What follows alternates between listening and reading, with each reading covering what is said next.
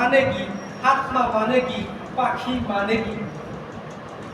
আল্লাহ রাসূল কথা বলেন না, এক্সেস কথা আমার মতো আপনার মতো কোনো দিন কয় নাই, আপনার মতো আমার মতো মিথ্যা কথা জীবনেও কয় নাই। 63 সাল জিন্দেগির মধ্যে কোনো দিন মিথ্যা কথা কয় নাই।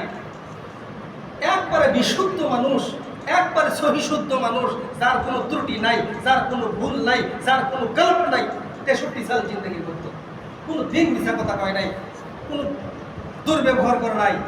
মক্কার যত মাল, মক্কার ব্যবসার জামানায়, তৎকালীন জামানায় ব্যবসা যখন করতেন রাসূলুল্লাহ, সমস্ত ব্যবসায়ী লোক আল্লাহ রসুলকে মালপাতি জমা দিত যে এই মানুষটা যদি মালপাতি জমা দেওয়া যায়, এনে মাল জমা দিলে আরামো না, এনে টেহা জমা দিলে আরামো না। তো ওগুলো লম্বা কথা।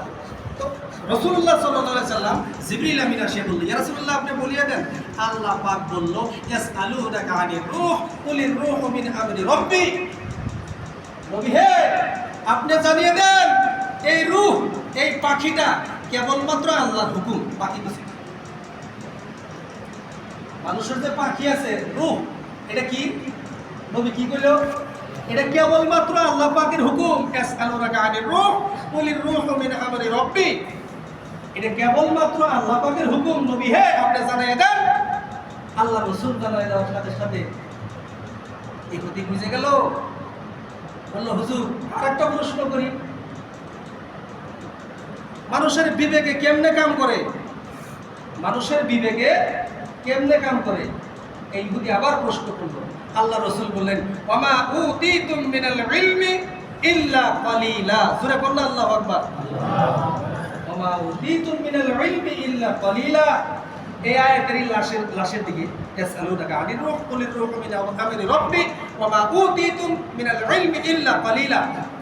নবী হে, আপনি জানিয়ে দেন মানুষের বিবেক, মানুষের মেমোরি, মানুষের মস্তিষ্কের মধ্যে আল্লাহ সুবহানাহু ওয়া তাআলার জ্ঞান থেকে সামান্যতম জ্ঞান দান করছে। তবেই মানুষে বুঝে এটা পানি, এটা মাছ, এটা চুকা, এটা তিতা, এটা টক, এটা ঝাল, এটা মিষ্টি। এটা মানুষে বুঝতে পারে, এটা আল্লাহ পাকের অবদান। যেরকম সুবহানাল্লাহ। এই যে আমার আপনার মস্তিষ্ক যে আছে, ব্রেন, মগজ যে আছে, মগজ, এই মগজের মধ্যে আল্লাহ পাক বলতেছে এটা কেবলমাত্র আল্লাহ দেওয়া সামান্যতম জ্ঞান। একেবারে সামান্যতম 70টা ভাগ করলে একটা সরিষার দানা তার